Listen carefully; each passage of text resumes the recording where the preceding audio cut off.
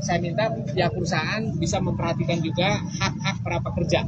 Jadi selama perbaikan ya dalam 1-2 minggu ke depan hak-hak pekerja tetap diperhatikan. Cari skema yang paling baik. Nanti Dinas Tenaga Kerja akan memfasilitasi apabila ada perselisihan atau ada miskomunikasi antara pekerja dengan pihak pemberi kerja. Saya kira itu ya teman-teman. Bro, Pak, berapa jumlah Pak pabrik Pak yang terdampak Pak? Benar Pak? Datang. Ini terlambat.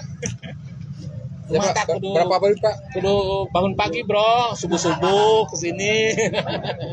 Oke, pabrik sudah saya jelaskan tadi ada 13, informasi sementara ada 13 pabrik yang terdampak.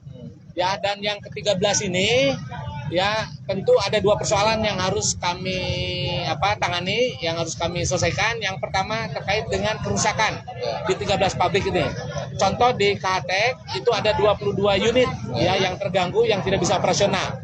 Dan tadi sudah diskusi dengan Ketua Apindo, solusinya semua pabrik ini punya asuransi. Jadi nanti akan dikoordinasikan dengan pihak asuransi, dan asuransi tentu akan secepatnya memfasilitasi sehingga perbaikan bisa dilakukan dengan cepat. Itu untuk perbaikan ya, nanti di-handle oleh asuransi. Yang kedua terkait dengan dampak terhadap pekerja. Yang di KHTEK saja ada 2.500 pekerja yang tidak bisa lagi bekerja karena 22 unit terganggu. Nah, ini akan dicarikan solusi sesuai dengan situasi kondisi masing-masing perusahaan. Yang jelas, skema apapun yang disiapkan oleh perusahaan ya terkait pekerja jangan sampai merugikan atau mengganggu hak-hak pekerja. Jadi saya sudah minta dan kita sudah sepakat dengan Apindo ya penyelesaian para pekerja ini jangan sampai ya mengorbankan hak-hak para pekerja. Hak-hak pekerja tetap dilindungi, tapi tentu skemanya skema yang baik untuk semua pihak. Nanti Dinas Tenaga Kerja Kabupaten Sumedang akan ikut memfasilitasi apabila ada miskomunikasi antara pekerja dengan pemberi kerja atau pihak perusahaan. Oke? Pak, mengenai rumah penduduk Pak, berapa jumlah Pak yang terbaru Pak? Saya sudah keliling dari tadi malam ya. Tadi malam saya ke Desa Bangunarga di Kecamatan Cimanggung, kemudian tadi pagi saya ke Desa Cikeru perbatasan dengan Desa Sayang di Kecamatan Jatinangor, dan terakhir ini di Desa Cinta Mulia. Jadi ada 3 desa yang terdampak cukup berat dari bencana angin puting beliung ini. Di Desa Bangunarga ada 113 teridentifikasi ya, ini data sementara ya karena masih diverifikasi dan divalidasi. 113 rusak ringan, ada 10 yang rusak berat. Yang rusak sedang. Yang rusak sedang ini tidak bisa ditempati sehingga kami di Bangunarga sudah membangun tenda darurat. Ada 2 tenda darurat sehingga masyarakat bisa berlindung. Tadi malam tidur di tenda darurat. Kemudian kita sudah siapkan dapur umum bekerjasama dengan pihak pemerintah desa. Kita pun siapkan posko kesehatan. Jadi kita akan backup semua kebutuhan layanan dasar. Komitmen kami ya dalam situasi pasca bencana ini kami ingin memastikan semua layanan dasar terpenuhi. Itu untuk Bangunarga. Kemudian untuk Desa Cikeru perbatasan dengan Sayang itu adalah perumahan Satuan Brimob Polda Jabar. Di sana ada 68 rumah ya, tidak ada korban jiwa di 3 desa ini, yang ada adalah luka dan itu pun sudah ditangani tadi malam. Ya, untuk di Desa Cikeru ini di Satbrimob sekali lagi ada 68, 67-nya rusak ringan, yang satunya rusak sedang.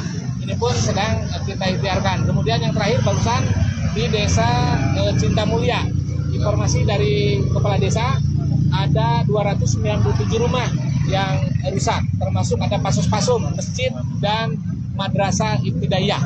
Dan saat ini Pemda Sumedang melalui dinas-dinas terkait langsung bekerja. Ya, Dinas PU dan Dinas Perkim sedang melakukan validasi dan verifikasi. Dinas Sosial berkoordinasi untuk backup logistik dan lain sebagainya. Demikian juga Dinas Kesehatan ya memastikan posko kesehatan semua efektif di 3 desa ini. Saya kira itu semua sudah diinformasikan. Perbaikan rumah penduduk gimana Pak? Ya, hari ini kami tetapkan untuk di 3 desa ini ya di Kecamatan Cimanggung dan Kecamatan Jatinangor tanggap darurat bencana. Ya, hari ini kami tetapkan tanggap darurat bencana, dan otomatis dengan tanggap darurat bencana kami akan akselerasi ya untuk permintaan bantuan ke berbagai pihak termasuk ke BPBD provinsi, ke BNPB, dan kami pun akan menyerap dana BTT. Rencananya setelah diverifikasi validasi tentu nanti kami minta pendampingan dari kejaksaan, kita akan kasih stimulus ya warga masyarakat yang rumahnya rusak, kita akan kasih stimulus bantuan dari APBD Kabupaten Sumedang. Jadi warga masyarakat tenang Ya, jangan panik, Pemda Sumedang ada di tengah-tengah warga masyarakat. Pak, ini Pak pasca kejadian angin puting beliung yang kemarin Pak, ini menyisakan trauma bagi warga di 2 kecamatan Pak.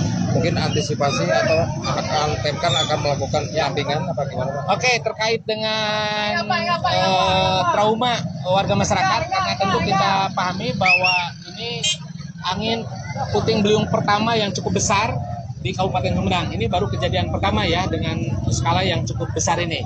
Tentu meninggalkan trauma, dan kami sudah koordinasi dengan pihak terkait ya, ada asosiasi psikolog ya, kami juga nanti koordinasi dengan Unpad, dan untuk ketiga desa ini kita akan kasih trauma healing oleh ahli-ahli, termasuk kami akan minta juga nanti narasumber dari BMKG apa itu angin puting beliung ya, seperti apa karakteristiknya, seperti apa dampaknya, dan bagaimana kita menghadapinya. Itu pun kita akan eksplor di sini. Dan tentu nanti bersama-sama dengan penanganan dalam rangka rehabilitasi, baik tadi ya rehabilitasi fisiknya, termasuk yang barusan kami pun akan berikan perhatian untuk rehabilitasi psikisnya. Lengkap bro. Ya, turun Pak Bu. Baik, sebenarnya baru saja perbincangan kami bersama PJ Bupati Kabupaten Sumedang Herman Suryatman pasca kejadian angin puting beliung yang menerjang 2 kecamatan di Kabupaten Sumedang. Dan beginilah suasana terkini di Desa Cintamulya, Kecamatan Jatinangor.